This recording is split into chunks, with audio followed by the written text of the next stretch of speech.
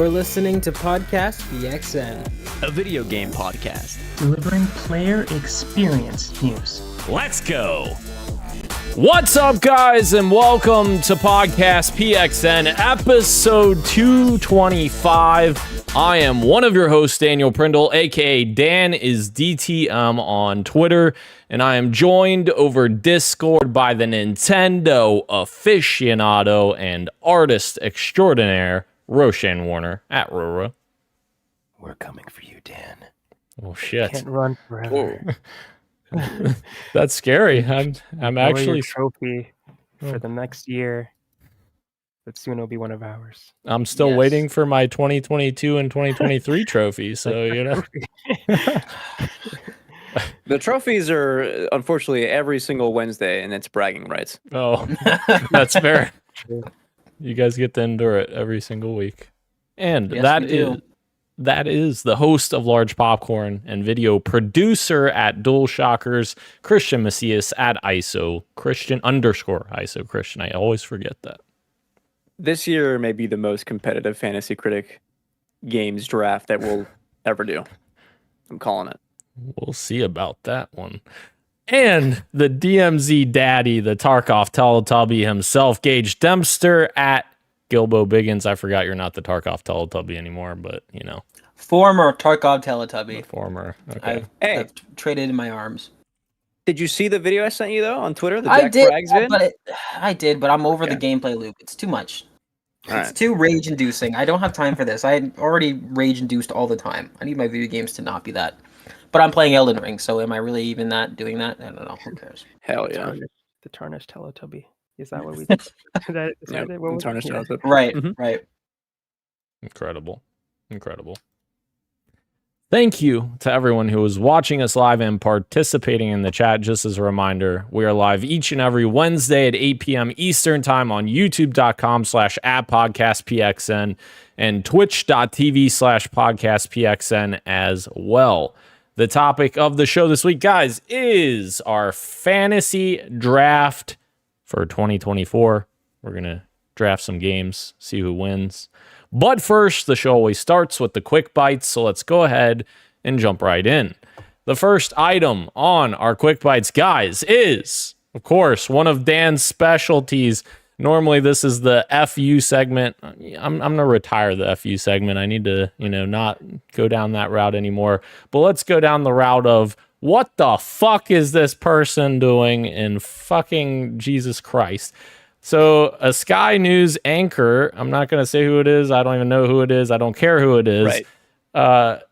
Has posted a news report, essentially, that was laughing at a kid who had dedicated a Tetris run, the furthest Tetris run that had ever been done before. He dedicated it to his father, who passed away from cancer.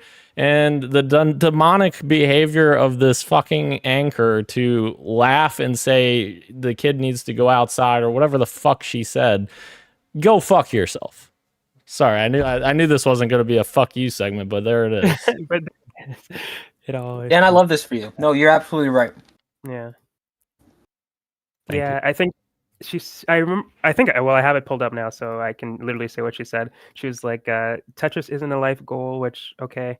But she was like, she did literally laugh at him, which is really sad, especially with the added context of it being dedicated to his dead father. Like, just give the guy a win, because it is like a pretty cool achievement. Like, he literally beat a game that until now I thought was unbeatable, and he completely reached the quote unquote end of that, which is insane to me.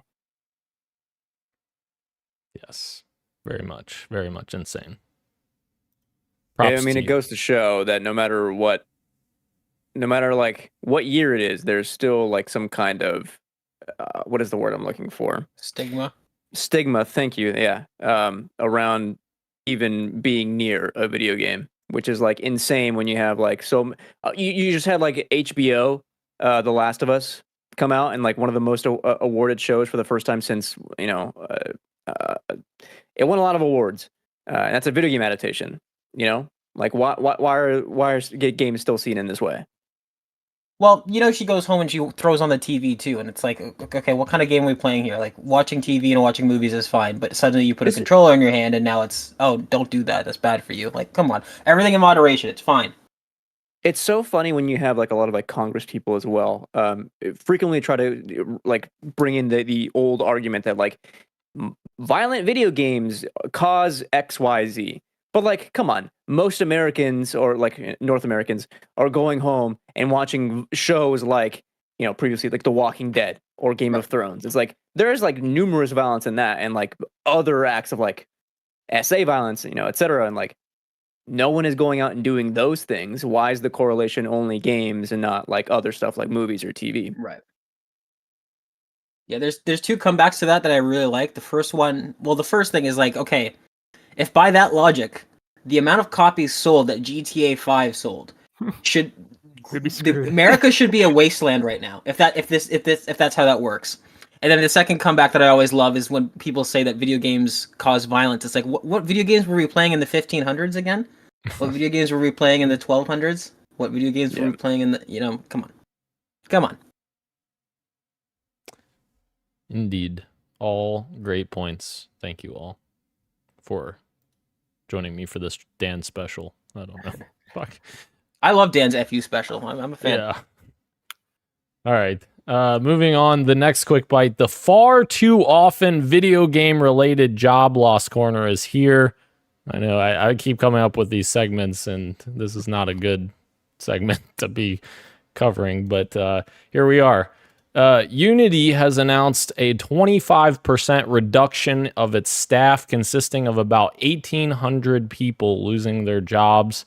Of course, Mr. Riccatello got his ass out of there and fucking took all of his stocks out with him. Fucking just screwed the company over. But, now they're 25% smaller, which is sad. Very sad. And the other one, and then we can yell at these companies. The other one is Twitch, and of course it's owned by Amazon. Let's make sure we note that. Announces over 500 employees have been let go in a third round of cuts, which is 35% of Twitch's people that work there. So awful. I will also throw in the same week, SAG-AFTRA signed an agreement to allow devs to use AI voices in games, which will probably lead to less employment in the games industry. So not only are things worse, we're already, I think I saw a tweet that's like, we're 25%, or like a quarter of 2023's layoffs, like the amount has already, sorry, let me back up. We are at a quarter of the total amount of layoffs from the video games industry that happened in 2023, only 9 days into 2024. That is insane. I would like to point out that the SAG-AFTRA thing is totally a symptom of people outside of the video game industry not knowing that the video games industry is a serious, this just reeks of them not taking it seriously and thinking AI and video games, oh yeah, AI will be good tech for video games, so let's just, no, it's the same exact concept that you guys were fighting for and striking for. Yeah, I saw that story. It pisses me off. Made me so mad. And not that we expected it to be good, but the examples of the replica AI voices are so shit. I don't understand how anybody listens to that and is like, yeah, we should use that in video games. Yeah, that sounds great, especially against the actual talented voice actors that do exist that you're just trying to replace for no reason, besides saving money, I guess. But yeah, it's like, yeah, that story really pissed me off too. Yep. Lots of up-and-coming voice actors would probably like to get their start on this. That's what I was thinking. Dan and I were talking about this the other day with the finals, where I'm like, it's such a sore spot on this game, on this really great game. Why couldn't they just hire two people? And we started talking about it back and forth, but it's like, surely there's got to be somebody that one of these devs know that's trying to make their break, and like you couldn't just have, I don't know. I feel like a lot of these AI jobs you could just give to somebody who's looking to get their start. And even, sorry, go ahead, Dan. Oh, you go ahead. I was going to say, even non-voice actors like the Senua Saga Right. Now has a role in that game, and she did fantastic. So I've heard. I haven't played the game, but from what I've seen from trailers and gameplay, she did good. She did But very it's good. like just you don't even have to be like a voice actor. Like No. just replace these people with other people and not robots and machines and stuff like that. It's just not good. And to your point, Ro, like I have never heard an AI voice that's better than a normal person's voice. No. Why would you choose that? And if it is good, it's not because the AI is good, it's because what they were stealing from was good. Right. Right. You know what I mean? Like Right. it's not the machine that's good ever. Right. It's what they're taking from that was good. I wanted to include Rose's anecdote about Senua is good. Zagreus, main character of Hades, he's also an internal dev. I think he's like a writer or designer or something. That's crazy. seriously? I didn't know that. Wow. Yeah, that came from good. internal. That's as well. wild. Mhm. And also goes to prove our point like immediately. Yeah. Yep.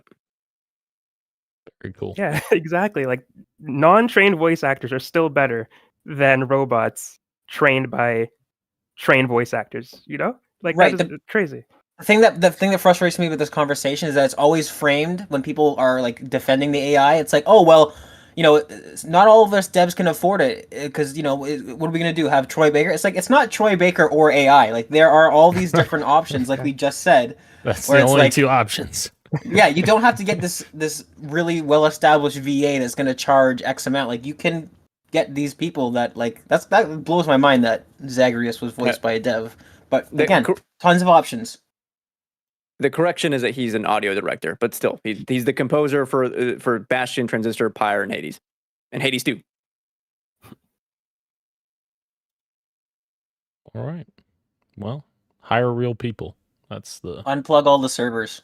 Storm the server farms. Unplug everything. Maybe not the servers. We need Discord. Do it on January 6th. No, Yeah. now is the time for action, Dan. We need can Discord. we can think about our actions later. Now it's time for action.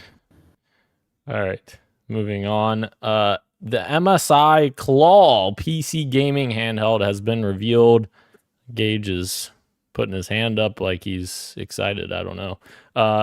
It's official. The Iron Claw. Oh. The Iron Claw. Got it. Okay.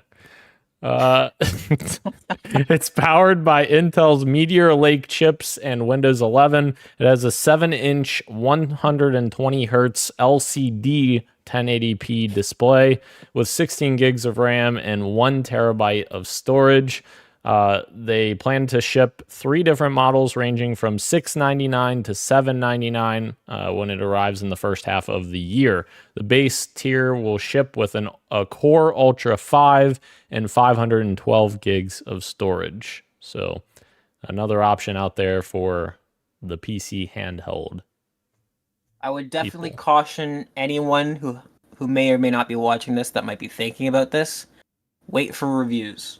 Intel has not established themselves. Like AMD has already kind of proven themselves with doing really great SoCs and being able to cram a competent graphics processing unit and a competent CPU unit all together in one small form factor. Intel has not proven that they can do that yet. So this might be one of those things that the performance might be a bit different than the other ones that we've seen. So I think this is one that we should wait and see what's going on here. Indeed. I did This miss... is like for real, like the next big trend, though. Yeah, next big trend of like mobile PC gaming. I'm here for it. I want to be here for it. I think what we need to see and what I'm waiting for Steam to do, hopefully, and they do it really well, is there needs to be a competent docking system where you can put these things.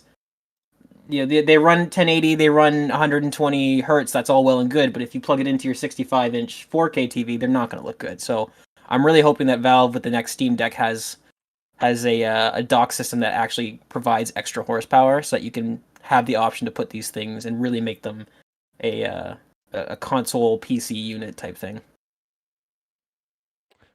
I did miss a YouTube chat on the last subject here. Natalie says robots will never defeat the authenticity that comes from a real person, and I see Christian smiling, and I think I know why. Thank you. Well Natalie. said, Natalie. Do you know why? Do you know why? I think so. Yeah. We all know why. Yeah. Moving on. Our next quick bite is more PC news, which is NVIDIA has announced new RTX 4000 Super cards, and we are getting a 4080 Super $999, 4070 Ti Super for $799, 4070 Super for $599, and 4070 drops to $549. So actually, the prices I think they said are all they're either more performance or the same performance at lower price points. So, or same or lower price points. Yeah. Yeah, cool. Dan and I were discussing back and forth what we thought the tease was. Dan was right. Super Series cards. The 4080 Super is definitely tempting for me. I'm looking for an upgrade soon, and $200 cheaper than the 4080 with more VRAM, more performance. Although it should be noted that all of these cards are still way over the amount that they should be. Everything is still super inflated, but definitely a better option than getting the standard 4000 series. Also, can we talk about how ridiculous it is to have a 4070 Ti Super? We're gonna have two subtitles on the card now. This is the world that we live in. God of War Ragnarok, Valhalla. Well, even funnier, is it the 4070 that used to be the third 4080? Like there was 3 variants originally? I don't know, something weird like that. They're getting crazy. They're getting ridiculous. I don't know. It's crazy. Bro, let's buy one of these to make our indie games look the same. I'm down. I'm down. Something else that's crazy. Hogwarts Legacy has sold 22 million copies in 2023, announced by Warner Brothers. Obviously, we've had our many discussions about this game for every reason that someone may or may not want this game. And it is important to note that, of course, because some people do not want to support the writer of Harry Potter, which is important to note. I forget her name. Gonna keep rambling because I forget her name. Don't even say her name, Daniel. Okay. Don't even mention her name. Yes. But anyways, it is very impressive that Hogwarts Legacy has sold 22 million copies, and now Warner Brothers is insane. Is saying, somebody put it in a context that that's Elden Ring numbers, and when they said that I was like, oh yeah, that's it's kind of big. And now Warner wants to make a million games. I like to focus on we all, like with everything we said about the Game Awards and all this stuff, it's like a lot of devs made this game, and the one person that everybody has a problem with didn't make this game. This was their first AAA game. I think they deserve a lot more kudos than they've been getting, unfortunately. So, but this is awesome. 22 million copies, first time AAA game. Pretty big stuff. Good for them, in my opinion. Indeed. I'll leave this to your imagination, podcast listeners, but I will not read that comment that may or may not incite murder. What? I'm sorry? Yeah, just leave that to your imagination. Oh, God. Is that a Natalie comment? No. We don't. Okay. We're moving on. Next quick. Okay. Oh, Jesus. But people can read it. Moving on, writing on Prime Video, has started the God of War series. And also Netflix's Horizon Zero Dawn has also started. Christian's got something added here, I think. Christian wrote this. Gravity Rush or Row. Maybe Row. I did not add that, no. I added that. Okay, Row. Yeah. I missed that part, so I apologize. But Gravity Rush also has a little clip here. And what the fuck is going on? I missed this. Yeah, so for those, I'm sure everybody knows here, but Gravity Rush was a Studio Japan game, came out on the PS Vita, re-released on PS4, had a sequel, really good. People love it, cult following, all that stuff. And now they're making a movie out of it after shutting down the studio that made it. So people are a little bit confused, but happy that they're bringing it back. And it doesn't look super great. Obviously, it's early stuff, so it probably will look better than what we saw here. But I also included a clip of what we have had and what I think fans would want from the animation. So yeah, there's that too. We kind of want an anime style because the game is an anime style video game, but as usual with these adaptations, they kind of always do live action or Why, something man? I don't know. I don't know. I feel like a lot of these adaptations, like of AAA games, are like kind of tainted by like executive touch. Do you know what I mean? Like, Mhm. Yeah. I can't help but think about the Uncharted movie, the Sony Uncharted movie, like because Tom Holland was like a prominent figure at that time, he is now the lead, and then Mark Wahlberg was Sully. Like that movie was, I mean, it's not good. Do you know what I mean? Mhm. It's passable, but like, why can't we just make cool things? When you have another Netflix adaptation of a video game, Castlevania, and you have another Netflix anime of a game adaptation, Cyberpunk Edge Runners, which are both pretty critically lauded, why can't you keep making cool stuff like that?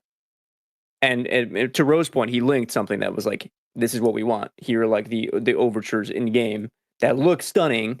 Why can't you do something like this? Why can't it be an anime movie? That probably would do better at the box office. Across the Spider-Verse, both animated movies, huge. I don't know, dude.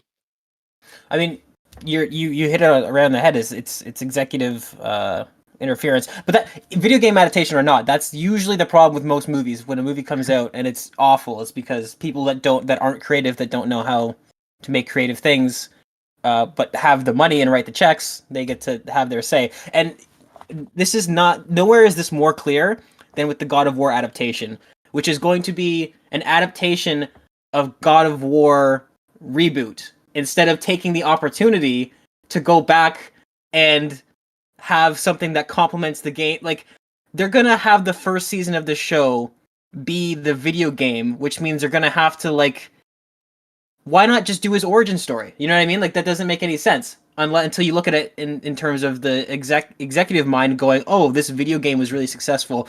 Let's make a God of War TV show, and it'll be exactly the video game that was successful. Therefore, the TV show will be successful.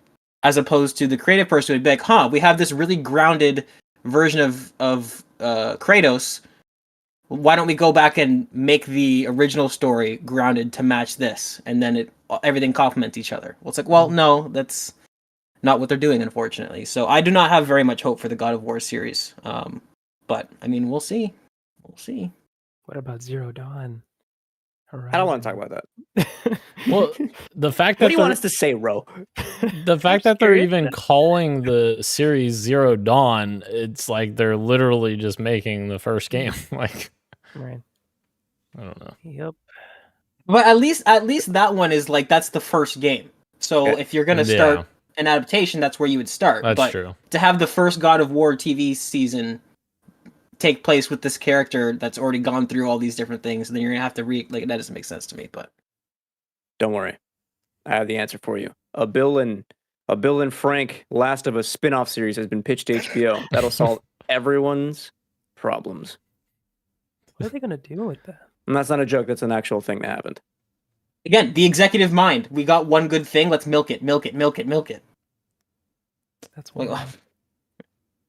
Interesting. We saw the start and end of their story Like, in what are one they gonna episode. do? Oh god. okay, but you need to see what Bill was like before the apocalypse, and what Frank was like before the apocalypse, which is them just doing regular things. That'll be exciting. Well, the other thing is like they could have had a big opportunity to start with Bill and Frank led series and then do The Last of Us Part 1, because then the audience could have become attached to Bill and Frank, and then by the time you get to that episode, you have a moment where the audience can actually connect with Bill and Frank rather than just having one episode where they did fantastic work. You could have had, I don't know. You could add I mean, it sounds better than whatever they're planning, at least. Yes. Yeah. I don't know. Yeah. We just need to turn on the flashlights and cover the darkness with light, as Alan Wake is coming to Dead by Daylight as a survivor on January 30th. Yay. That segue was wild. I thought it was good. Shout out to Behavior Interactive. All right, they just keep on keeping on with Dead by Daylight, and you know what? it's a fun little game. I'm happy for them. I like these collaborations that they do. Everybody seems to dig it. There's no controversy. They're just doing their own thing. Everything's priced pretty fairly. Cool. This is cool. Was this the same game that did the Nicolas Cage? Yes, one? it is. Yeah. Yes. Not as the killer. As- It's Yeah. a total That's- missed opportunity. Oh man. Well, maybe I shouldn't say that. Anyways, moving on. The next quick bite, I was gonna say something that only Christian and I would probably. Yeah. Yep.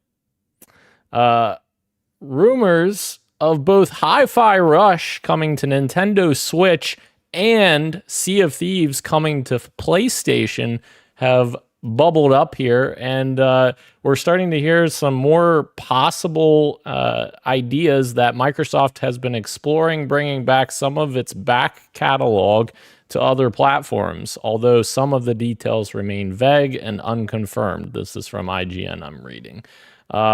So interesting, and a lot of discussion has been about whether or not this is a good or a bad thing. Personally, I think this is a good thing. More players playing Sea of Thieves and more people playing Hi-Fi Rush, which is a great game, on Nintendo Switch specifically, because that type of game I think would do very well on Switch. I think this is great. Yeah. I'm gonna jump in and say Ryan McCaffrey got a lot of hate on his comments on Twitter. From a lot of people being like, Xbox is doomed. But like, I don't know, man. When like The Last of Us came to PC for the first time, I was like, or Returnal even came to PC, I was like, hell yeah, PC players can now go play those games. They're sick. And like, it's kind of, I feel kind of the same way here. We're like, yeah, Hi-Fi Rush is cool. Now Switch players can play it, and I'm sure a lot of people would play that. And Sea of Thieves, yeah, that growing community, people love Sea of Thieves. That coming to another console, sure, why not? And I think Ryan also mentioned, like, again, the game Xbox is playing is like having people interact with their software on as many platforms as possible. Case in point, like here it is, like, and still, like, all their games come to PC anyway. This is where I play them. Right. This is probably like a net positive. Absolutely. People say that a lot, like, oh, Xbox is doomed because they're looking to branch out to other systems, and PlayStation, like you brought up, PlayStation has done it too with Returnal and stuff. And I just wonder, like, has there been ever any evidence of that being the case? Like, is there a situation where, oh, a game is coming to another platform, that means bad news? Like, has that ever happened before? Just people just saying that. I don't like, think so. I think it's just people reaching. Yeah. yeah. And I Like, think if Xbox has a different strategy, that's something different because of how they are in the console space. That's I guess how they're going about business now. But I don't think that has anything to do with like how numbers are doing or how games or how successful a game has been, because they're trying to get more people to play it. Yeah, I think, and also the context of the games themselves, it depends on every game. Like, you know, you're not going to see Halo come to PlayStation. Like, that's a game that you're going to try to sell PlayStation owners to buy an Xbox hardware or a piece of hardware with. But like a game like Sea of Thieves, where it's an ongoing game that has a community of people that love it, and you're just trying to spread, you know, more goodness, I guess, with that game, and it's a live service game, it makes a lot of sense to put it on PlayStation to try to get some eyeballs on it. And that game's like, what, fucking 7 or 8 years old? Like, maybe even older than that. Yeah. I don't know. But what we do know is Xbox has announced a developer direct coming next week on January 18th, and it will include looks at Machine Games' Indiana Jones, Ninja Theory's Hellblade 2, Obsidian's Avowed, and Oxide's Ara History Untold. So we're going to get some looks there. First gameplay from Indiana Jones. Going to be interesting. I mean, if we see gameplay, assuming we do, right? I think they confirmed it. I believe Machine Games said we would see our first look at gameplay. This is Xbox's second developer direct. Yes. Yep. The last one was last year. This is January. Like, I think of some of the Sony State of Plays that we get, Granted, we've gotten a lot more of them, and Xbox certainly has time to make some filler ones. But this is a pretty stacked list in terms of a small direct focused on only a few games. The fact that we're getting Obsidian's Avowed, Hellblade 2, and Indiana Jones all in one direct, it's pretty promising. So this will be, did they say how long? I'm guessing this would be what, like 30, 40 minutes, something like that? 40 minutes, yep. Right. That's hey, this is exciting. This is a I good don't way know, to start. man. Xbox is doomed. That's true. They're bringing their games to more platforms. Fuck, you're right, Rashad. Dan, I don't see this one included, but like having this be officially announced on top of like rumors, I think Jeff Grubb was talking about like a possible Switch one in February, and then I think he also mentioned like there might be 2 showcases for Sony this year, which would be huge. Having 2 of the what do you call it, like the tent pole shows, whatever, not state of play, but the showcases is big. But having a confirmed one from Xbox, like right off the bat, like here's what you can expect from our platform this year and maybe into next, is absolutely massive. When there is a lot of question marks about like what the slate of AAA gaming is going to look like fall and winter. Right. Yeah. And I'm not expecting them to do what they did last year at the beginning of the year, but this is where we got Hi-Fi Rush and Shadow Drop and all that stuff true. last year, wasn't that? Yes. I'm not expecting that, but it is cool that that happened in the past. You know, like Indiana Jones is already like a big thing to look forward to, but they now have a pretty cool show with this developer direct that Xbox fans could look forward to. I'll tell you what it is, bro. It's Silksong. It's Silksong. Yeah. I do know. Insider track right there. That'd be cool. You better draft it then. Draft this. Wow. Jeez. All right. Moving into the PXN news of the week. The first item, Suicide Squad Kill the Justice League previews have come out. Christian, did you add this? I'm assuming the breaking news regarding. I did add it, but somebody else linked it on Twitter. That shout out to whoever. Was that Gage? Was that Ro? That was Ro. That was Ro. In clutch. Gotcha. Thank you, Ro. Paul Tassi on Twitter. He says, incredible scene unfolding with Suicide Squad as the former Rocksteady developer critical of the journalist previews and journalists that who did those previews, agree the NDA on the closed alpha should be lifted, where players played for far longer and had better impressions. Things going great, he adds himself. But yeah, that's interesting. That's interesting that he says that players had better impressions during that event. He believes they had better impressions. Oh, okay. He didn't say that, but I feel like that's what he should have said because he's an NDA. How would you know that? Gotcha. Right. Yeah. Well, people broke it on Twitter. Oh, okay. I saw people break it on Twitter like that whole weekend. Yeah.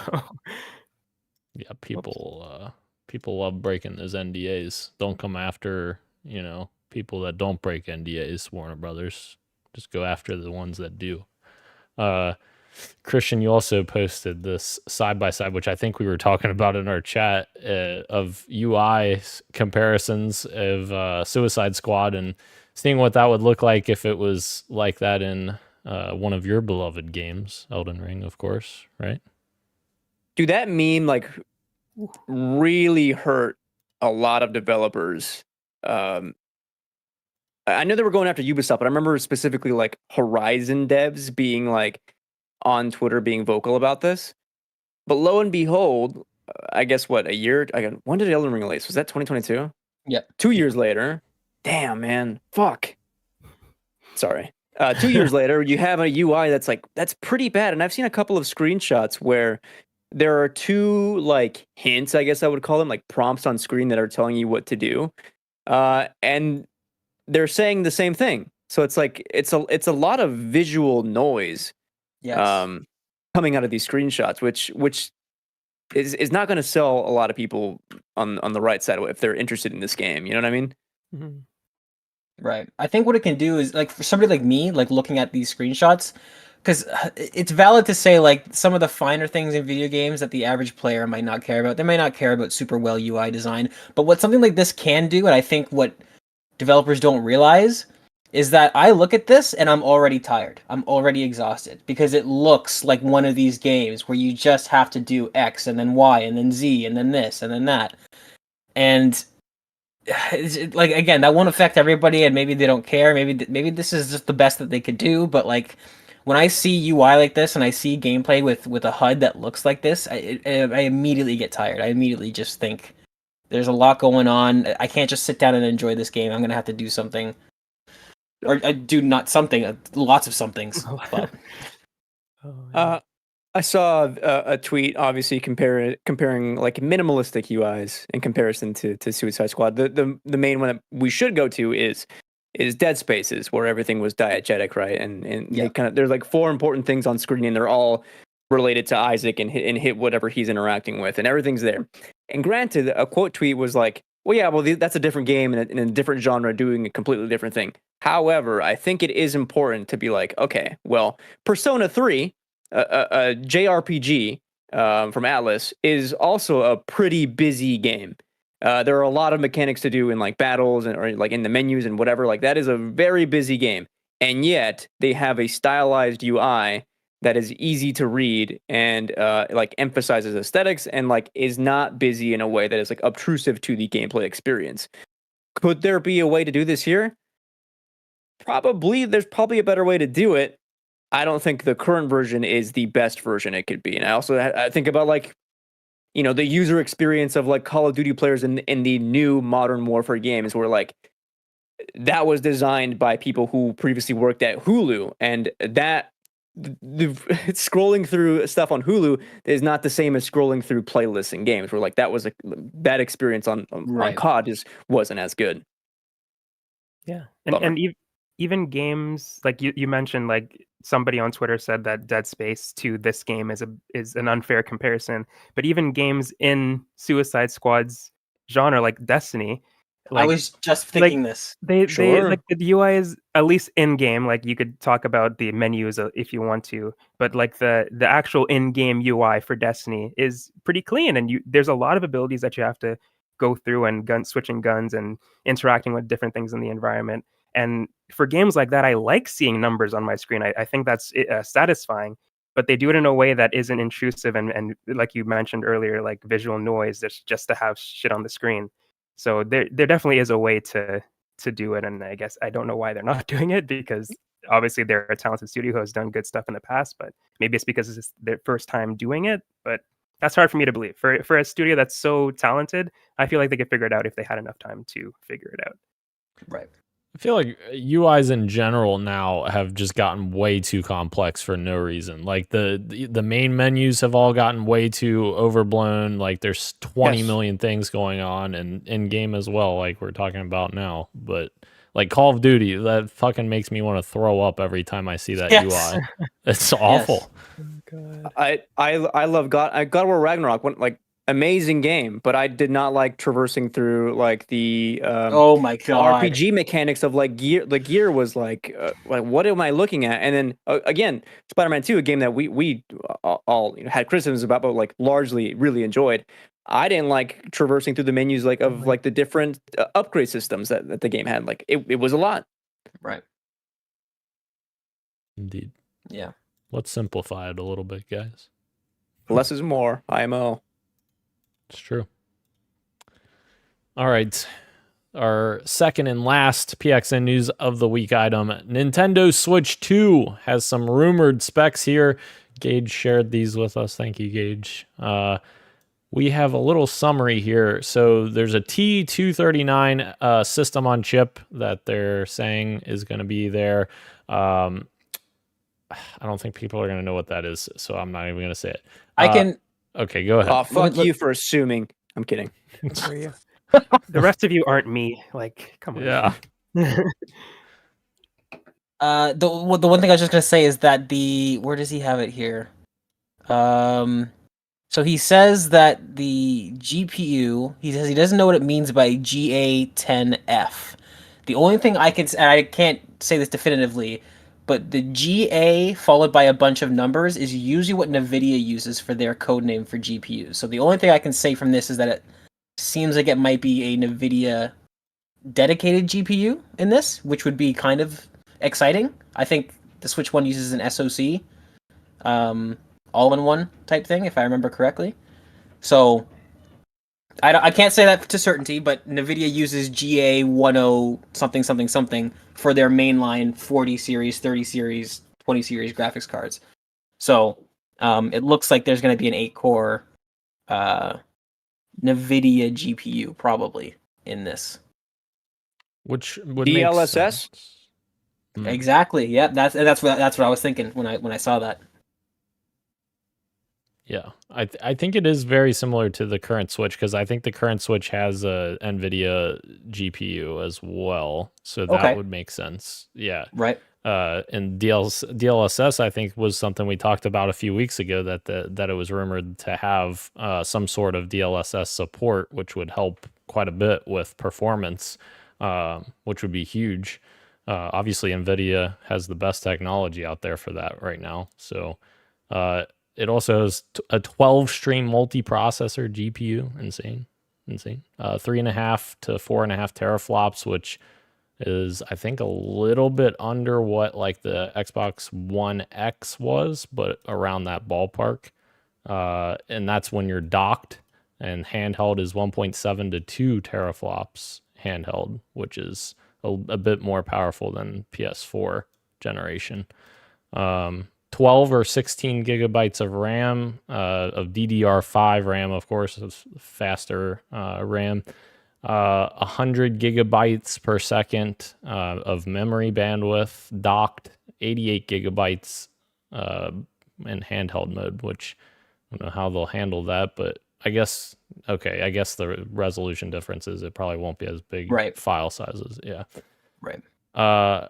Memory cache specifics uncertain. The display is an 8-inch screen with 1080p and 60 hertz refresh rate, which that's great. That's an upgrade over the current Switch, right? Really good pairing with the something. handheld, with the alleged handheld power too. Like that's a really good balance. Yeah. The internal storage is either 256 gigs or 512 gigs. Cartridge specifics are unknown, but 3D NAND may provide a cost-effective way to significantly increase storage, which is interesting. And expanded external storage and battery details remain unknown. So there's additional details referring to DLSS, reflex, and ray tracing with favorable comparisons to RTX 3000 graphics cards, which would be that'd be quite significant if that's true.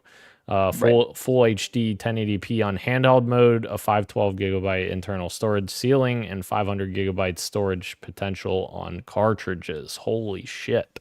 That's a massive number for cartridges.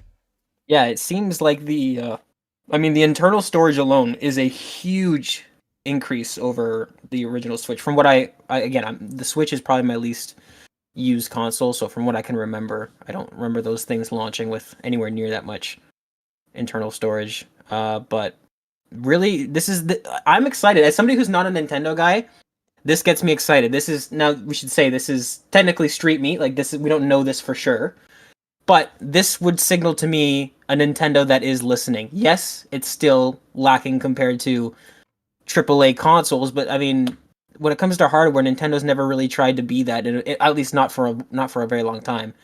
And for the games that they make, this looks like plenty of horsepower for the devs to work with. Because I think I look at games like Tears of the Kingdom, and I'm literally blown away thinking of what it's running on already. So this kind of game, this is going to do the developers really well.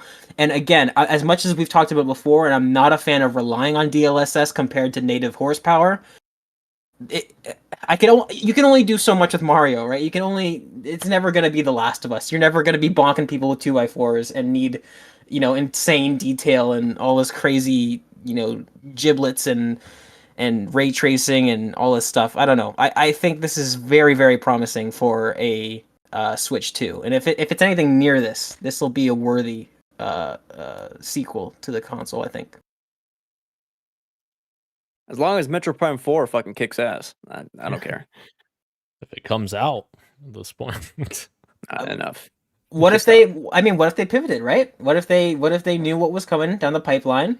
and they made it for this, and we could get something that a Metroid game made for Switch 2 that like takes full advantage of this kind of horsepower. That would look a lot better than the Metroid that you guys saw before. I'm excited for Nintendo. This is I hope this is right. I'd buy this. Yeah, I mean, it'd be hard not to. I'd buy it and use it 3 times and let it sit there. Yeah, but those 3 times would be sick. Oh, that'd be so good.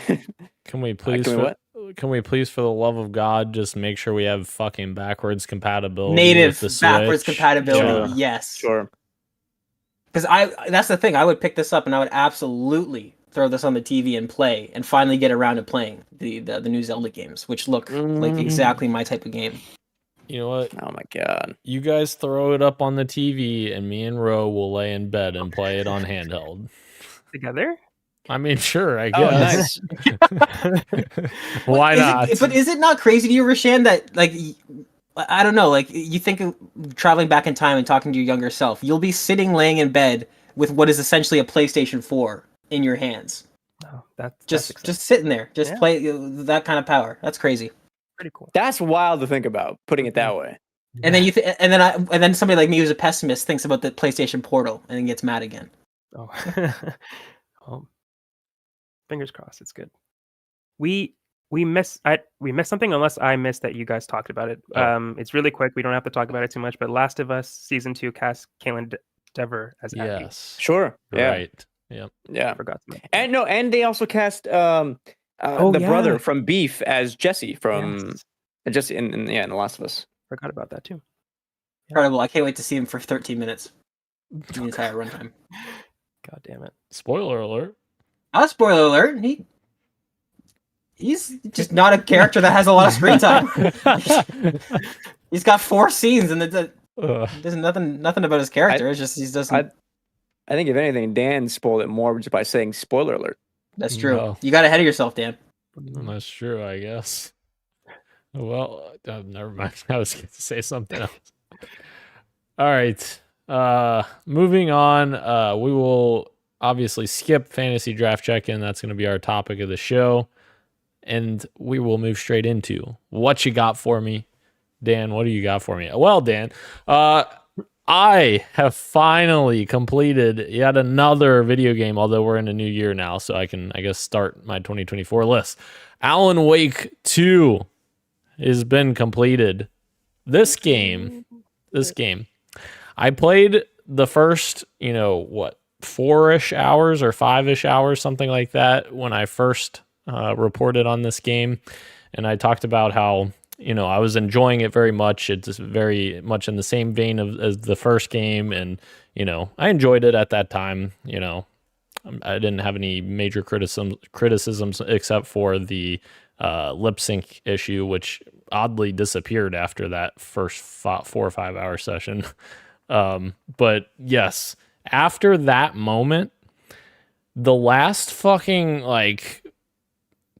10 or 11 hours of that game just fucking flew by. I literally could not stop playing the game until I beat the game all in one sitting in that 10 or 11 hours. And I had work the next morning too. And I was like, I'm not going to bed until this game's fucking complete, because that's how much I was hooked on this fucking game. The fucking narrative in this game is absolutely insane, but it's fucking incredible. I absolutely loved this story. And that's coming from someone from the first game where I was like, what the fuck is going on in this story? Like, I didn't know what the fuck was even happening in the first game, because I don't think that they did as good of a job in the first game of I guess putting pieces together and tying them all together so that you could kind of see them all working at the same time and working together. Whereas in this game, you can literally play all of Saga's story if you want. You can play all of Alan's story if you want. You can mix and match them. Personally, I was going back and forth, and that was, of course, from Christian's recommendation after I had done the 5 hours in. And that was perfect way to play the game, in my opinion, is going back and forth between the two. Now, there is a little bit of nuance at the end with how things shake out, but it really played well because you see a moment happen here, and then you go on Saga's side and you're like, all right, these pieces are starting to fit together, and like that was very satisfying to me. Whereas if I had played all of Alan's story, I don't know if I would have went back and played Saga's and been like, oh yeah, I remember that, because I would have been like, what the fuck, I don't remember that. But yes, I absolutely loved that narrative, worked very well for me, and the game is just awesome. I love that game, and it's definitely one of my top games from last year. Absolutely amazing. So shout out. I'm glad we got here. Yeah. Shout out to Sam Lake, because that man's insane. But Think about how exciting that is for the future of like Remedy games. Like yeah, Control 2 in the works. Think about how like great that's going to be. Like everything they've learned from just every iteration that of any game that they're doing is somehow like backwards looking, but also iterating on everything they're doing, but also somehow a continuation of that. It's so cool. I guess the aside is that they're working on the Max Payne remake, but even still, like, what is that going to look like in 2020 XX? Like, I'm sure it'll be even cooler. Yes, it's gonna be wild. Gonna be wild. All right, Ro, what you got for me? Not much. I played a little bit of a game called Eastward, which is a game from my backlog from like 2021 that I promised myself that I would beat someday. So I'm still trying to get around to it. It's like Zelda meets, I don't know, The Last of Us. It's a really cool story. In like The Last of Us is the story part of it, but it's like more of a Zelda game where it's top down, or a classic Zelda game where it's top down dungeon crawling, slashing your enemies with one button with a sword and stuff like that. But it's a really cute story, beautiful graphics. Recently, the team Pixpill, I think is the developer, announced that it's getting some DLC this year, which I was surprised by. So I'm happy that they did so well enough to get like DLC. So I want to beat the game as soon as possible so I can maybe play the DLC in 2 years. But I really enjoy it, and I just want to be able to say that I've beaten it someday. So getting around to that right now. Hell yeah. Christian, what you got for me? I somehow I don't know how this happened, man. I somehow got my girlfriend really into Fortnite. So we've been playing and sometimes squatting up with like some of my other friends. And last night we played Fortnite, and we got a win so disgusting that the person that lost messaged me after the win. And what did he say? I took a screenshot. Oh my god! And those are the best victories. Come on. And he double messaged me saying, "Y'all thought y'all was good from camping. Don't make me embarrass y'all and put it on YouTube." And I gave him a thumbs up as a response. And I was supposed to message him again this morning saying, "Did you post it?" I was going to respond. How's it going, champ? Still sore? And I forgot. Anyway, okay. Fortnite's fun. And over the weekend, I got together with a few friends to play Lethal Company because two of them had never played for the first time. So we squatted up. And then we somehow got into Party Animals after. So we got Party Animals. I was surprised at how like fun that gameplay is. I thought it was just like a Gang Beasts ripoff, clone, whatever you want to call it. But no, like they're like, depending on the map, you have like different things to. I mean, Dan and Gage know. You have like different objectives. Like there's one that's essentially like capture the flag, and there's one that's like make the train go the farthest by putting coal into the thing. But you can obviously like sabotage the enemy. And the other one is like play arcade games inside of this arena, and whoever collects the most diamonds wins. But you can like obviously punch people off of the arcade cabinet. And I was like surprised, like, this is actually like kind of a fun twist on like what Gang Beasts could be. And that hour that we played flew by, and my friend like texted me immediately after being like, dude, I can't wait to play more. And I was like, bomb, let's go again. So more coming soon from Party Animals. And then the last thing that I dug my I guess dip my toes in, I'm doing pre-pro on another video at DualShockers, not for the one that's coming, not my next one, but like I guess the third video that I'll be making. And to do that one, I I started playing a little bit of Lies of P, the Souls-like game, Pinocchio. Bloodborne meets Sekiro, but you play as Pinocchio, and I both really like it, and also a lot of things that I don't like about it. But still, I think I largely like it. Hell yeah. Yeah, you were wary of this game for a while, but like I always saw that like the buzz around it was like not crazy, but like positive. Like people like it. Yeah, I think like consensus is like this is the best Souls ripoff yet, and my response is yes, absolutely, I agree, but it's still not as good as a From Software game. For sure. Right. But it's pretty close. Pretty close. Christian Macias. That's his review of Lies of P. Pretty close. Pretty close. Pretty close. Oh, dude, final season coming soon. I'm not ready for the final season, man. I know. Gage, what you got for me? Elden Ring. I've got Elden Ring. I'm trying to mentally like rip myself off of it, but because I want to get to Alan Wake 2. I want to get to Alan Wake 2 before it, everything settles. I kind of want to talk about it while everybody's still excited about it because I have a feeling I'm really going to like it. But alas, I am not able to get away from Elden Ring. So I'm still playing that. I'm getting close to the end. Every now and again, I check in with Christian because it's one of those games that doesn't really... There's multiple endings, but unlike Telltale, where every time you do something, a little notification pops up and lets you know that you've done something, Elden Ring has a lot of these systems in the background. So I'm kind of checking in, making sure I'm not missing out on any sort of quest before I progress to the next stage and do that kind of thing. But man, am I enjoying my time with it. And I sent Christian a video of probably the most... It feels good to me because I feel like this is a very FromSoft thing to happen to somebody, and this is my first... I'm very new to this. But talk about... I'll send it to the PXN chat after so you guys can see because it's just absolutely ridiculous. But I'm playing this game, and there's new levels of anger I'm discovering that is capable within me when I play video games. Because most of the time I don't play video games that get me very angry, except for Spider-Man 2. But like I'll go through the motions of like you're fighting a boss and you're getting angry, and then like you're getting audibly angry, and I'm huffing and getting mad. But then like I unlock this new level of anger where I'm yelling please out loud while I'm like as I'm getting closer and closer to the end of the boss, like as if there's somebody that like is will say, okay, I hear you, yes, I'll do it. Like I'm pleading with nobody, and Lynn's looking at me being like, are you sure you should be playing this game? Like it seems like it's not very fun at all. It's just like, mind your business, I'm in the middle of something. Oh my god. But then you finally beat the boss and you feel like $1 million. Oh my god, this game, it's incredible.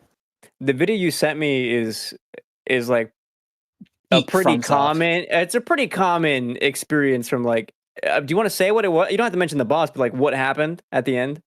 So this is a boss that I was probably stuck on for like 3 or 4 play sessions. I want to say I spent probably a total of like 4 hours trying to just running into this boss arena, dying, rinse and repeat over and over again across multiple sessions, and I finally am getting to the point where his health bar is like a smidge on the screen, and I kill him, but I kill him while he's doing an animation of an attack, and because it's a FromSoft game, even though my health is at 3/4 full, he hits me and I go to 0, and he's fading away and my character's fading away, and the level of anger I have is just insurmountable. And I'm watching and waiting to see what's gonna pop first: enemy defeated or you died. And you died comes up, but I sit and I don't press anything and I wait. And as the screen's fading to black, I see enemy felled. So this loading screen hits, and the amount of anxiety in my body, and I'm waiting. And the game gave it to me. The universe gave it to me. I beat the boss. I didn't get the rewards I was supposed to get from beating the boss. Like this was down to the wire. But I beat the boss, and it's incredible. I'll send you it plays it much better in video form. But my god, the feeling, Christian, you can imagine the feeling. And this happens to me once every From Software game. I will kill a boss as he's killing me. And I mean, it still counts because you still killed him. And when you respawn, like, oh, hell yeah. Right. You go back and pick up the souls from the boss. Like, cool. And here's my 10,000. Right. I My didn't though. It soul ate it. over It there. ate it for me. I didn't get any of the That runes. sucks. Yeah. That sucks. No, I got nothing. But I was like, I'll take it. Whatever. I'll take it.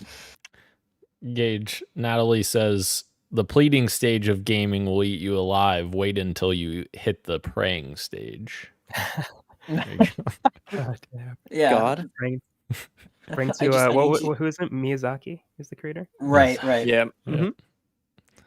Mhm. I did one of these bosses with 2 friends on call, and I have it recorded. I'm just going, oh. Yep. Yep. Are you sure that's an Elden Ring boss battle that you're recording? Yes. Sorry. Yes, you sick fuck. I'm just kidding. Guys, one last disclaimer before we go into the topic of the show. You have 12 hours left to redeem Marvel's Guardians of the Galaxy for free from Epic Games Store. Fucking download that game. That is a great game. Little disclaimer. I don't know why I threw it in there. Oh, that's fair. I still haven't done it. Do That's just it. how much I don't want to download the Epic Game Store again on my computer. This is God speaking to you. Download Miyazaki. All right. Topic of the show 2024 Fantasy Critic Draft. We have made it to the moment that everyone's been waiting for, and Dan has been counting his victories ever since. Here we go. Yes. Dan, while you get that screen up, I can go over league settings for this year. Also, I mean, of course, we got to start out 2024's fantasy draft with a congratulations to Halo Infinite. Well, I'm sorry, I forget. I don't have the title up, but can you tell me the name again? Halo Infinite will eventually be 343's Halo 3. And I think we've made it to that point at the end of 2023. We are there. Did it happen? We did it. We did it. Well, that's subjective. The objective thing is that Daniel is indeed the winner of last year. 2 wins in a row. Will he get the third? We'll find out in a couple of months. Until then, we went over our rules. We went over our rules for this year's draft before the podcast started, so I'll go over them briefly. The total number of games that we are going to draft by the end of the year will remain the same at 15 games. Our draft on today's episode will be 5 games each. We'll do this in a reverse round robin where the last place person from last year will go first, and then vice versa. Total number of counter picks will remain at 2 for the end of the year. Our bid amount, so the minimum dollar amount that you have to spend to draft either a game or a counter pick game, has gone up by $1 from $4 now to $5. So you have to be a little bit strategic with the money you're spending. Of course, bids are under a secret bidding system, and those process Saturday morning or like overnight. So make sure you get your bids in by Friday night because those process over the weekend. Drop settings. You can drop a few games. Last year we had 4. This year we increased it to 5. And the categories are: you can drop 2 games that will release this year. If you don't want them anymore, get them out. You have 2 of those. And then games that shift dates from 2024 into 2025, those will not release games. And we're going to leave that the same at 3. Now, please don't forget that there are a number of banned tags in Fantasy Draft. Early access games do not count. So, Hades 2 is going to release in early access this year. You cannot draft that game for points because OpenCritic does not give that game any points. Well, unless it comes out. Launches in 2024. Yeah, what if it launches in early access and then releases in 2024? Then yes, You're safe. Absolutely. Cool. You're safe. Director's cuts do not count.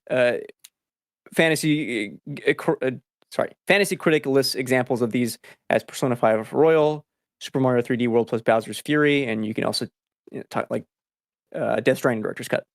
Those kinds of games.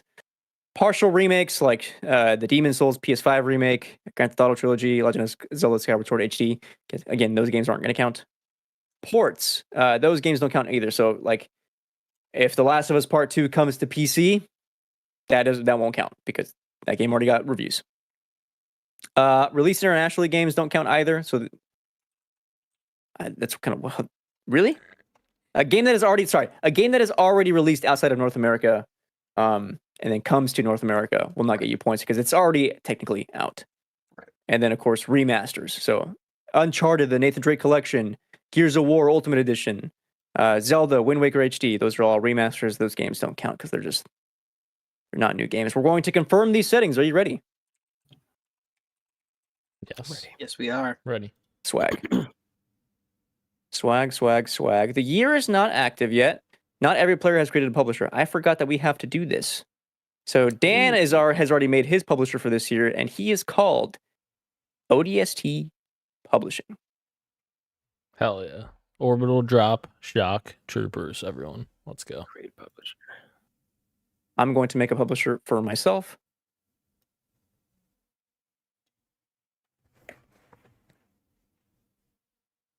Orbital Drop, Shock, Troopers.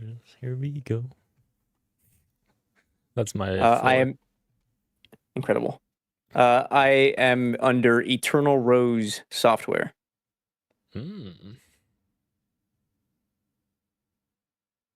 Okay.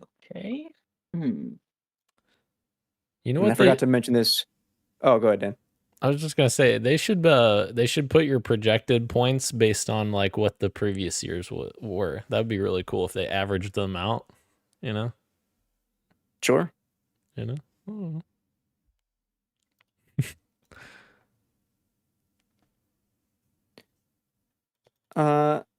I did forget to mention that everyone will have a budget of $100 at the start of the campaign here. I'm getting kind of nervous, dude. I'm not gonna lie to you. You should be with my first pick. Absolutely. You've already decided? Yeah. Oh yeah. Oh wow. How long have you been thinking about this? I told you at the start of the show. I've been planning this year since the beginning of last year. Oh, I thought you were going to say the beginning of time. Wow. Does everyone have their publishers? I can't see that right now. Flat circle. Yeah, everyone has their publishers now. Gage, go ahead and give me your publisher name. Maidenless Gaming. Nice, dude. Nice. I Ro. like it. Mine is Ro Mona Flowers Gaming. Hell yeah. Oh, Nice. I like that. Oh, yeah. Dan, I feel like I robbed you of giving your publisher name by your own voice. So go ahead and give us your publisher name one more time. Sure. ODST Publishing. We're going to Incredible. drop into hell. Let me This year do. will be hell for you. Yeah. Okay, I wanted to add a few games into my watch list, so those are all now added. So I have a couple of games to maneuver here with. So I'm going to set the draft order now. Oh, perfect! They added this. In the right order? They have this option now where it says recommended. You can do the inverse of last year's results. So I'm just going to click that. Oh, It'll sort for us. hell yeah. So there we go. Again, Gage will go first, and then followed by Roshan, then myself, and lastly Dan. And I think this round robin, so then it will go backwards. So it'll be Dan again, then me, then Ro, then Gage. Hell yeah. Sneaking. Let's start drafting. Let's go. Let's go. Let's go. Maidenless Gaming, your first pick. All right. Let me just type it in here. With the first pick in the 2024 fantasy draft, Gage selects.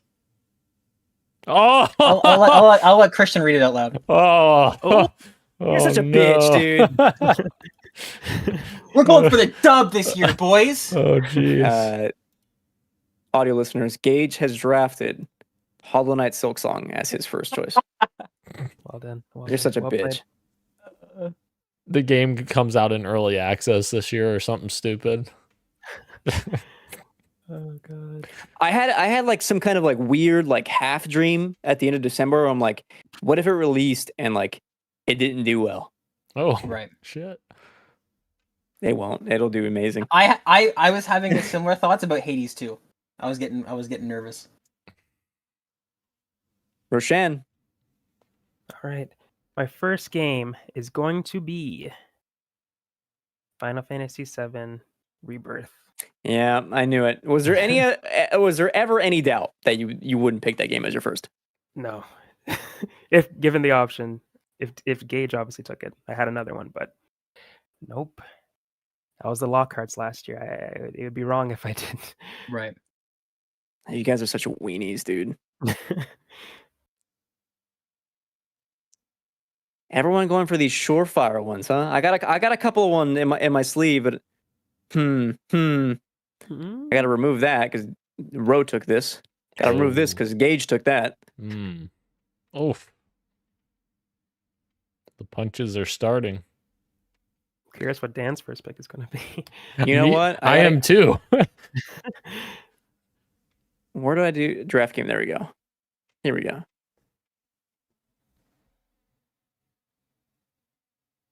From my watch list.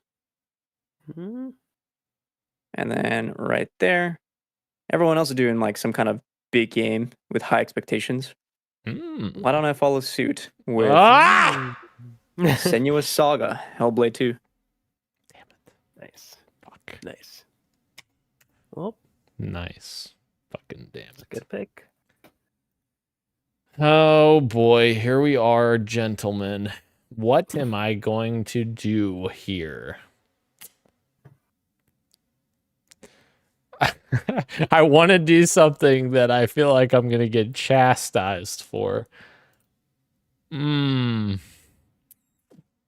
going to kiss me with tongue? Maybe. After this pick, maybe. No. Yeah. God damn it. You have to pick something. I know. Microsoft Flight Simulator 2024. You're such a bitch, dude. Yeah. Either that or I some knew it. Warhammer game. This is the year where stakes. Where we have stakes. What are you talking about? Yep. This is it. This is the year. This is it. Oh, I forgot to mention this. The biggest change of all. Right. This year, we have high stakes for the winners and the losers. The winner of this year's fantasy draft is going to get... we decided against this one. The winner is going to get a custom controller with the text on there as, PXN's 2024 Fantasy Critic Games winner, first place winner. The loser, conversely, will have to either, they're choosing, sit down and eat 10 pancakes at a diner in one sitting on camera, or do a spicy wing challenge of eating 10 hot wings on stream. This is exciting. This is exciting. I like this a lot. So, before Dan goes, our first round picks are Gage with Silksong, Roshan Werner with Final Fantasy VII Rebirth. Why did I give Roshan's a last name and not Gage's? I don't know. Me with Hellblade 2, and Daniel with Microsoft Flight Simulator 2024. And I'm about to break hearts once again because my next game is Elden Ring Shadow of the Erd Tree. Huge. That is huge. Two bitch-ass picks back to back. I'm going to say it. But strong picks. I'm not going to lie to you. I have great feelings about this upcoming game that I don't know, man. Something about it is No, you know what? Oh, he's changing live on I air. am on the fly. Yeah, I'm going to interrupt myself to say, you know what? There's another big game coming out that I feel like it's going to be pretty. I hope you do what I thought. Oh, man. I really hope you're doing what I. What do you think he's doing? Oh, never mind. No. Oh, he's Tekken 8, baby. Tekken 8, that was on my baby. list. That was on my list. No. Damn it. No, I think that's a solid pick for sure. Oh, man. The stakes have never been higher. That was going to be my next pick, too. Okay, these chats we're getting in the chat, Glenn is saying, Dan, you should have made it 5th echelon because Splinter Cell coming soon. I don't think that game's coming soon, Glenn. Natalie says W pick Roshan for your first pick. And, oh my God. Thank you. Thank you. Yeah. She's a Final Fantasy fan. I don't know. Oh, I've never even heard her say the words. He's never Final met this Fantasy. woman Wow. before in his life. He has no Oh, idea. right. Right. Okay, I'm going to go with, since Christian took Tekken 8, I'm gonna go with this. Oh wait, am I next? Yes. Yeah, you're currently going. Why didn't it let me go? Oh! I was on the wrong thing. Sorry for the blue balls. Here. Glenn's volunteering to eat Whoa. pancakes, and Natalie's volunteering to eat hot wings. So there you go. Okay, there we go. We'll just have them do it for us. Yeah. Like a Nice. yeah, like a dragon, infinite wealth. Very good. Another good pick. Okay. Now Oh, you got 2 back-to-back here, Gage.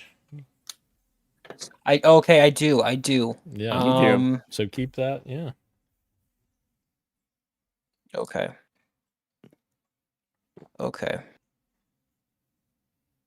We're gonna pick one.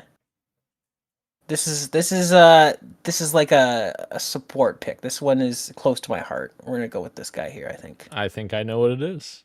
Skull Yeah, and you do. Bones. Yep. No, it's definitely not Skull and Bones. I knew it. Yeah. Dragon's Dogma 2. Oh yeah, that makes Okay. more sense. Okay. Oh. Now we gotta go for a safe pick. Let me open up my list here. There's not really a lot of safe picks. I'm gonna go wild. Actually, this is gonna be a little bit. Remember the? Oh no, never mind. We're gonna go with this guy. I don't know. I didn't think about this. Oh no. Fuck. Okay. Whoa, Hades 2? I think they'll try and get a full release Wow. in 2024, only for the fact. No, okay, developers don't only make games for awards. That's not true. But if they want Game of the Year, it has to be 2024. It has to be. Mhm. If they want this game to get its moment to shine, you can't release it in the year of GTA 6. You can't. Gage. I think you're spot on, dude. I like for the first one, like it was in early access for so long because it was the first time they were doing Yes. something that was like they've never done a roguelike game before. With Right. that experience in mind and with like obviously not using the same assets, but like with familiarity of like designing stuff like that, I think the time between early access to full release will not be as long as we think. So I think is it a safe pick? No, but is it that out of the question? I don't think so at all. Right.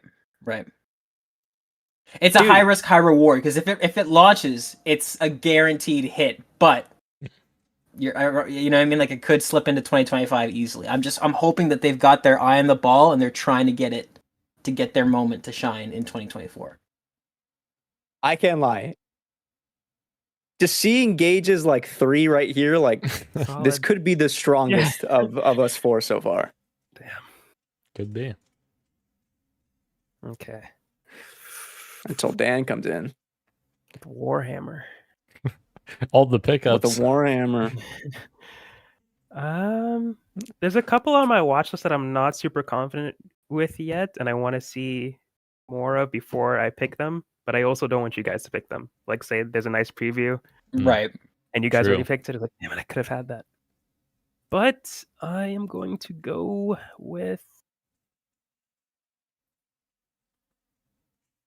Persona 3 Reload. Motherfucker. That was my next one. That was literally my next one. Yes. Getting you back for Tekken 8. That's fair. Yeah, Persona 3 Reload is going to be an absolutely huge. Like it's in that weird area where it's like it's not a remake, but it kind of is, but it's also the same game, but it's also not. Yeah. Yeah. But yeah. I'm excited. Gray I also area haven't played it, so I am looking forward to it myself. It's a good pick. Thank you. Wonder what Christian's third pick's going to be now. Everyone stole all of his picks, you know? Yeah, that was I've been eyeing this for a while. So I was wanting to do this as like my 4th or 5th.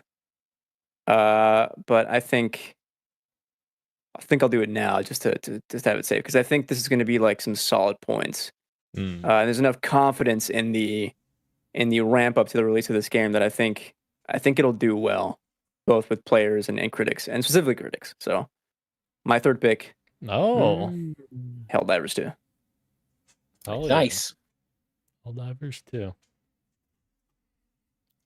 And now, ladies and gentlemen, is the moment we have all been waiting for. What? Ineligible? Why is it ineligible? Because Let's go, baby. Wait. I'm confused. The moment we've all been waiting for. What I have been waiting for this. No, That's true. wait. What games are ineligible? What games are ineligible? That one. I feel like this shouldn't be. I feel like this. Early access games, director's cuts, partial remakes, ports, release international, and remasters. If it's already released early access, yes, games that are currently in early access do not count. Fuck. But then, how am I able to pick Hades 2, which is going to launch early? Because it's not currently out in yet. early access. Yeah. Okay. Well, it'd be unfair to know how good it is, and then you pick it, and then it comes out. Yes. Oh, that's okay. true. I see. I was gonna pick Sons of the Forest and fucking just fuck Gage over, and then fuck ineligible. Fuck. Well, hey, how's that medicine? Your own taste flavored? You know what? That's just a setback. That's just a setback. We're fine. Right.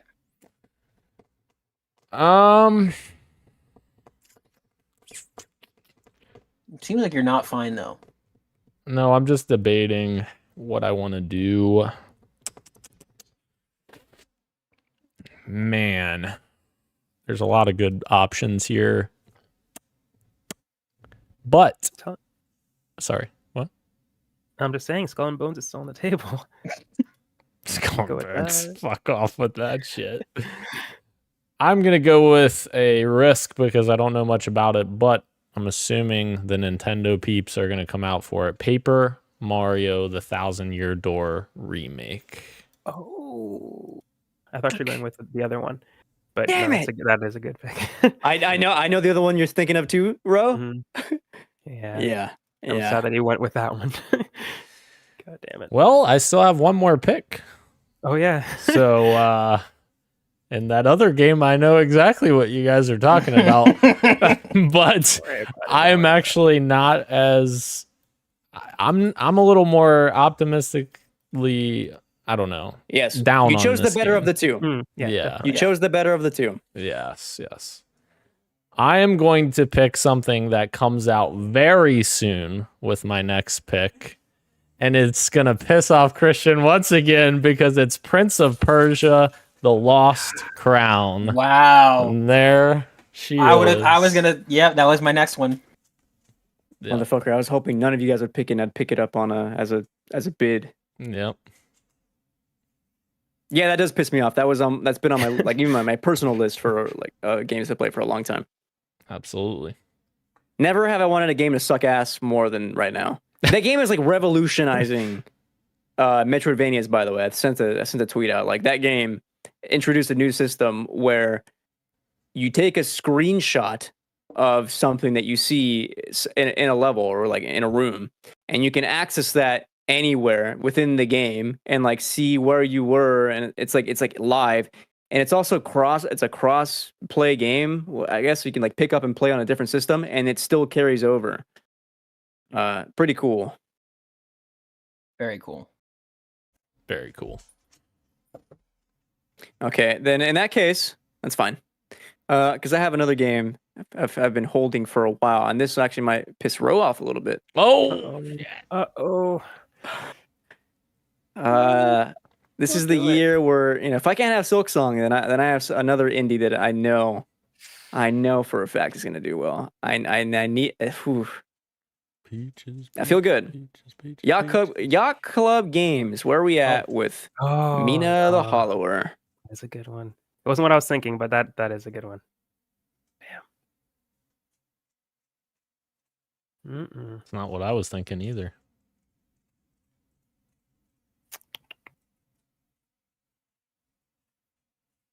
Okay. I must say, and you guys could take it if you want to, but I am so sad that I can't confidently draft Destiny 2 the final shape as much as I want to. In any other year, You can I draft could, but it. I mean, like, I'm just saying, like, in any other year, I would draft it no problem because Right. I'm like Destiny 2 expansion. Of course, it's going to be good. But after the last year, I was like, oh, I don't know anymore. Buck is being the goodest boy right now and wants some attention. I'm gonna go with this one. I'm hoping it releases this year. It's supposed to, and I could always drop it, I guess, if it doesn't. It is also an indie game, I believe. Plucky Squire. Oh, nice, good pick. I'm gonna go with that. Solid. So this is a double pick for me. Yep. Your last two, right?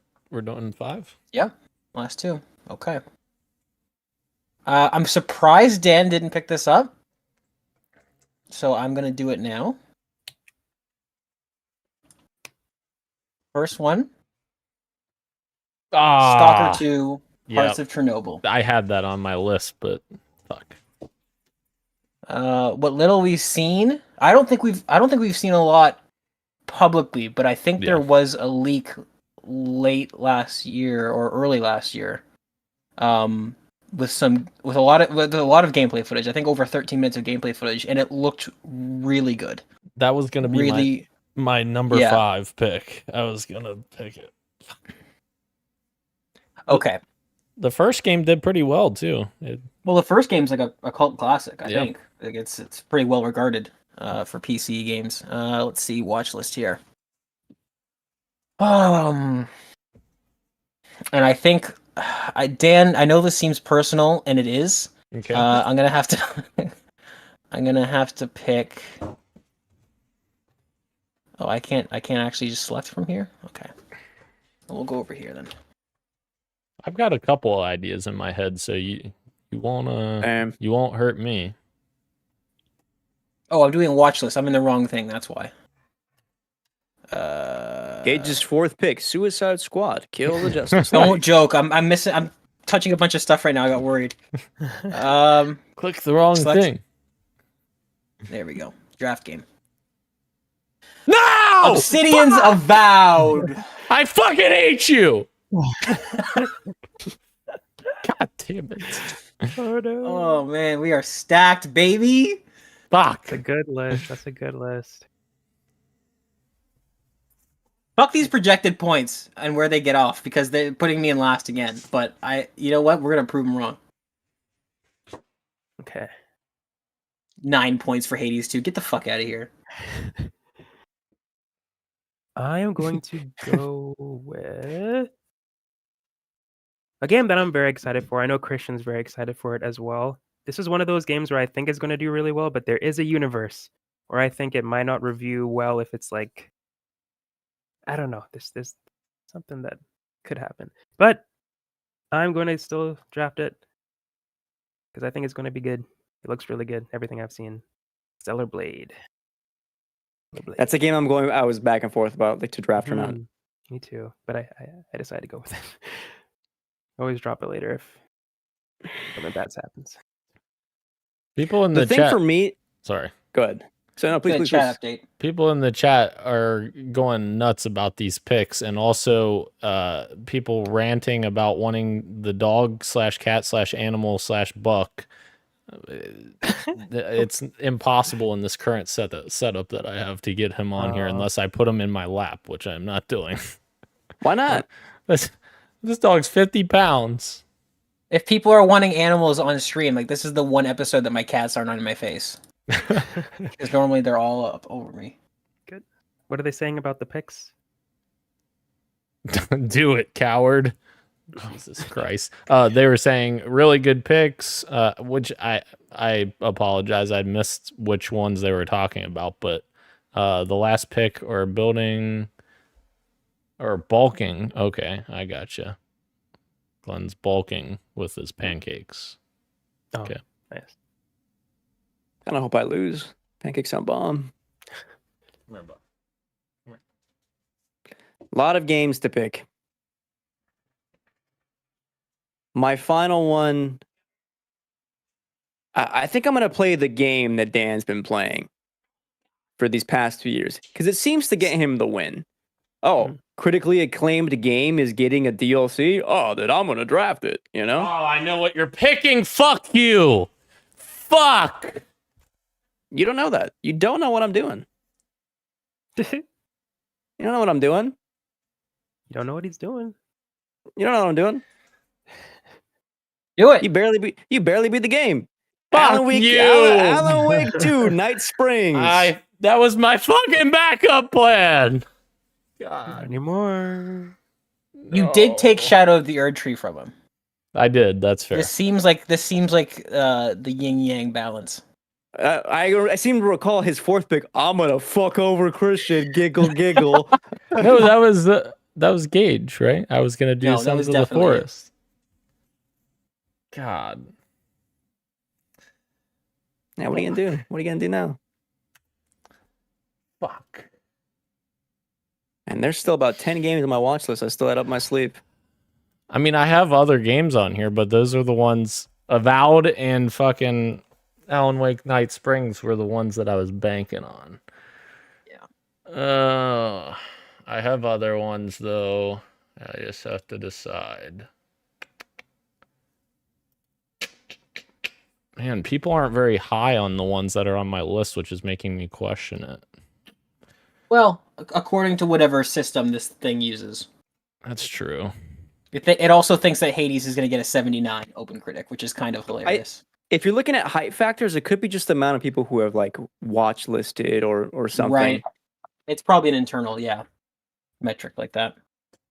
I'm going to go with a risky one here. Let's do it. Because if you don't risk it, you ain't gonna fucking win this fucking thing. Oh. So we're gonna go with something Dan normally doesn't do, which is draft an indie game. And that game Which one? is Replaced. Nice. Mother. Solid. The draft is complete. The draft We're all is sticking complete. ahead. No. Draft is complete. Nice. Fuck you, Dan. So, I agree. I concur. So the next bid is going to process in 2 days. So indeed, it is over the weekend on Saturday. Before that, though, if we want to go down the list through our publishers and announce our 5 drafted games, let's do that. Starting with Gage and Maidenless Gaming. Your games. We are starting off with Hollow Knight Silk Song, then Dragon's Dogma 2, Hades 2, Stalker 2, Hearts of Chernobyl, and Avowed. His projected points are about 111 based on those and then the subsequent games that he gets later. Ro, your games and your publisher. My publisher, Ramona Flowers Gaming, has drafted Final Fantasy VII Rebirth, Like a Dragon Infinite Wealth, Persona 3 Reload, The Plucky Squire, and Stellar Blade. Projected fantasy points are placing Ro to be this year's winner as of right now with 118 points. No surprise. We should state that we ended last year with like Dan I think had like 130 something or 140 something, and I was like 9 points behind him. Right. Like these things are a little bit off. But Let's just make sure we have these points right. 196 points Dan had last year. I pulled it up. that can't be true. Yeah. So then I must have been like 180 something then. Yes. You had 179 and Row right on your well, heels bullshit. with 166, and Gage somehow got 14 points. It's still a very competitive year. Yeah.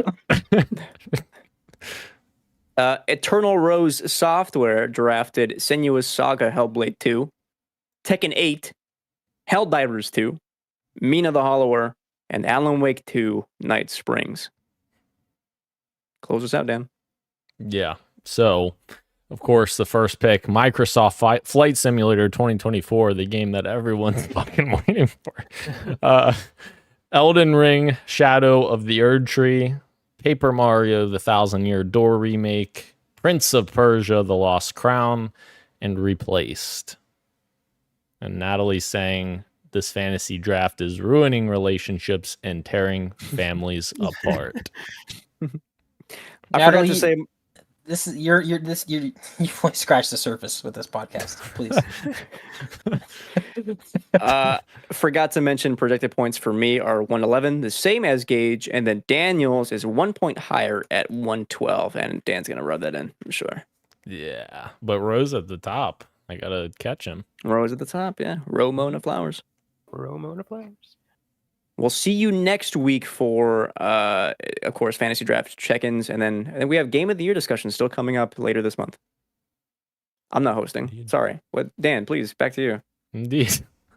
It'll be fun stuff. So, is next week our game of the year? I think you had calendared it as like the 24th or 31st, just to have room for us to catch up on things. But please, yes, I want to try and get through Alan Wake 2. That's good with me.